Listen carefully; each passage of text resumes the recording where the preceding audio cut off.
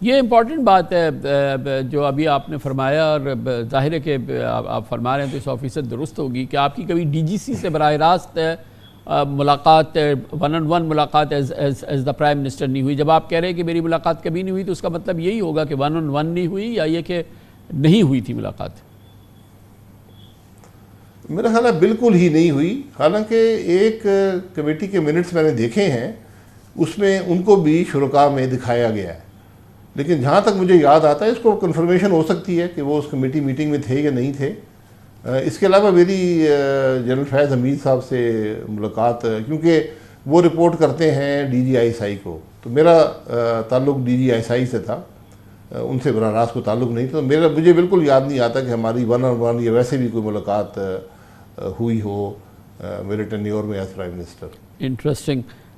ये भी फरमाइएगा, एक बहुत अहम मामला था कि वफाकी वज़ीर क़ानून ज़ाहिद हामिद साहब से इस्तीफ़ा, उसका मुतालबा था मुजाहिरीन की जानिब से, और ये बात सामने आई है कि उस पर आपकी जो पोजीशन थी वो ये थी कि आप नहीं चाहते थे कि वज़ीर क़ानून काबीना का जो है इस्तीफ़ा दे, और ये मामला जो था ये दरअसल फिर हुआ, फ़ैसला ये हुआ कि इस्तीफ़ा दिया जाए, और शहबाज शरीफ साहब ने उस अमल को लीड किया। ये बड़ी इंपॉर्टेंट डिस्कशन है, क्योंकि कैबिनेट के एक वज़ीर से इस्तीफ़ा कहा गया कि वो जाके इस्तीफ़ा दे दे। ये बड़ी क्रिटिकल बात है, इसको आप थोड़ा सा एक्सप्लेन करें ना शायद अब्बास साहब।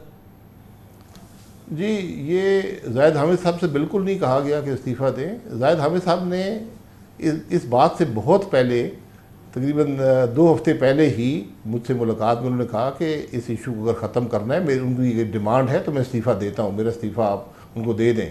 तो मैंने उनको मना किया कि हमने कोई गलत काम किया नहीं है, तो इस तरह इस्तीफ़े की डिमांड नहीं हो सकती। और ये देखिए तारीख़ी हकीकत जो है, और जिसका डॉक्यूमेंटेड भी है, कि ज़ाहिद हामिद साहब ने ये जो भी वर्डिंग चेंज हुई थी उस हलफनामे में, उसको अपोज़ किया था सेनेट के फ्लोर पर कि ये मत करें। जब सेनेटर हमदुल्ला ने ये पॉइंट आउट किया, उन्होंने अपोज़ किया, उस पर वोटिंग हुई, और उसको PTI और पीपल्स पार्टी ने डिफीट किया।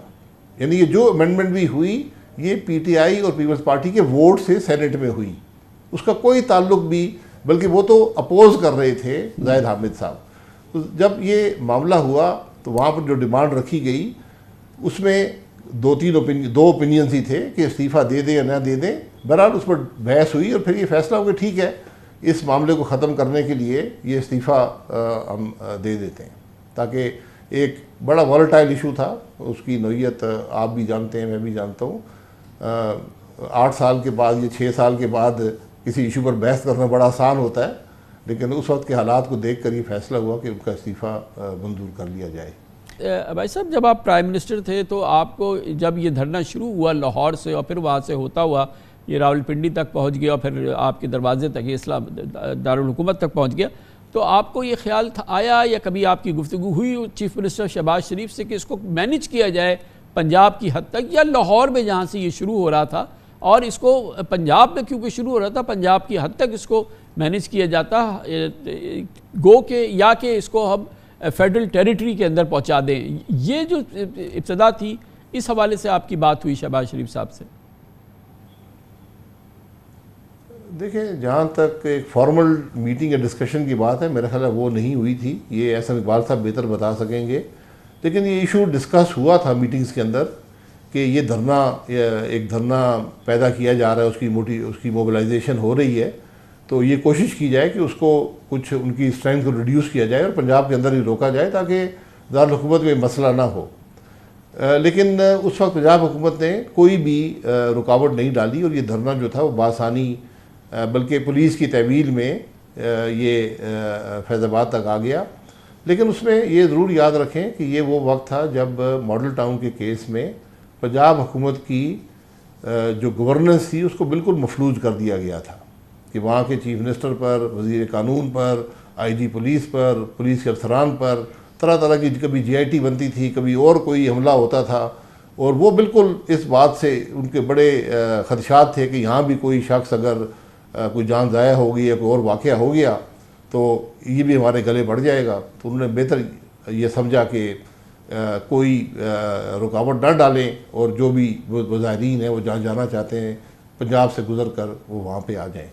ये इसकी सारी बात जो मुझे समझ आती है। तो भाई साहब, अब तो जैसे कि अभी आपने एक इस धरने के हवाले से कहा, इस तरह की तो शिकायत का एक पूरा पिटारा है, एक कई किताबें हैं जो नून लीग के पास है, लेकिन बज़ाहिर तो ज़ाहिर है कि उसकी उस पर जाना नहीं चाहती इस वक्त जो हुकूमत है, उनकी अपनी लीडरशिप है। नवाज़ शरीफ साहब ने एक बार भी इन शिकायत का अपनी इलेक्शन कैंपेन में जिक्र नहीं किया, आजकल भी नहीं करते, किसी नाम पे भी नहीं करते। तो बेहतर नहीं है कि अब इन बातों में ये जुमलेबाजी और ये तमाम चीज़ें जो हैं ये इनको भी भूल दिया जाए, क्योंकि ये जब इस किस्म की गुफ्तगू बार बार होती है तो ये हमारी जैसे लोगों की समझ में नहीं आती कि अगर आपके दिल में इतने संगीन शुबात हैं, शकूक हैं और इतने सवालात हैं, तो फिर आप उसको इन्वेस्टिगेट करें और इसकी जड़ तक पहुँचें। देखिए, पहली बात तो ये है कि इस रिपोर्ट को पब्लिक कर देना चाहिए। ये लीक हो गई है, पब्लिक कर दें इसको ताकि पूरी हकीकत आवाम के सामने आ जाए। दूसरी बात ये है कि जब एक कमीशन इन्वेस्टिगेशन करता है तो वो एविडेंस और डॉक्यूमेंट्स की बुनियाद पे करता है। तो मेरा नहीं ख्याल आपको कोई ऐसा एविडेंस मिलेगा कि फ़लाना आदमी ने ये धरने वालों से रब्ता किया और जाके धरना करवाया, कोई ऐसा एविडेंस आपको मिलेगा नहीं। इस बात का जो हल दुनिया में ढूंढा गया है उसको एक ट्रूथ एंड रिकन्सिलिएशन कमीशन कहते हैं, कि जो भी उस मामले के हक़ाइक़ से वाकिफ़ होता है वो अपना जो व्यू होता है वो रिकॉर्ड करवा देता है और फिर लोग खुद फैसला कर लेते हैं कि इस मामले में हुआ क्या। अगर आप इसको कोई लीगल कमीशन बनाकर इन्वेस्टिगेशन करके सज़ा देने की कोशिश करेंगे तो आपको कोई एविडेंस नहीं मिलेगा, ना ही आप प्रोसिक्यूट कर सकेंगे, क्योंकि एविडेंस होता नहीं है। तो बात क्या साराई की नज़र हो जाती है। मैं बार बार कहता हूँ, एक लंबी फहरिस्त है हमारे पास ऐसे वाक़यात की 1947 से लेकर आज तक। आज भी वाक़यात हो रहे हैं जो काबिल कमीशन है। तो ये मामले ट्रूथ कमीशन बना दें, मुल्क में रिकॉर्ड होता रहेगा हम करते क्या रहे हैं। थैंक यू सो मच, बहुत बहुत शुक्रिया। जनाब शाहिद खान अब्बासी साबिक़ वज़ीर आज़म हमारे साथ थे। फैज़ाबाद धरना, उसके हवाले से कमीशन और उसके हवाले से मुंसलिक वाक़यात के हवाले से बहुत इंपॉर्टेंट गुफ्तगू कर रहे थे शाहिद खान अब्बासी।